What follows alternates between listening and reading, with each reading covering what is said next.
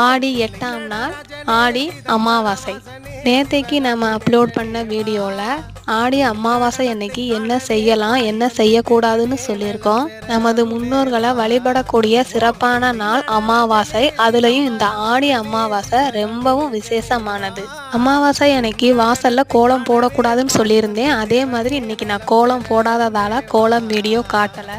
எப்போதும் போல எழுந்து பிரம்ம முகூர்த்த பூஜையை முடிச்சுட்டு பக்கத்தில் இருக்கிற கோமாதாக்களுக்கு அகத்திக்கீரை கொடுத்தோம். ஈவினிங் போல சிவன் கோயிலுக்கு போயிருந்தேன். சிவபெருமானுடைய வாகனமான நந்தி பெருமானுக்கு உகந்த வில்வ இலைய படைச்சு விளக்கேற்றி உள்ள சிவபெருமான பார்க்க போலாம். கோவில்ல கூட்டம் அதிகமா இருந்தது. சிவபெருமானையும் சகாயவல்லி அம்மையையும் நல்லபடியா வழிபட்டாச்சு. அமாவாசை அன்னைக்கு கோமாதாக்கு அகத்திக்கீரை, வாழைப்பழம், பச்சரிசியில வெல்லம் கலந்து இதுல ஏதாவது ஒன்று கொடுத்து கோமாதாவுடைய ஆசீர்வாதம் பெறலாம். வீடியோ பிடிச்சிருந்தா லைக் பண்ணுங்க, சேனலை சப்ஸ்கிரைப் பண்ணுங்க.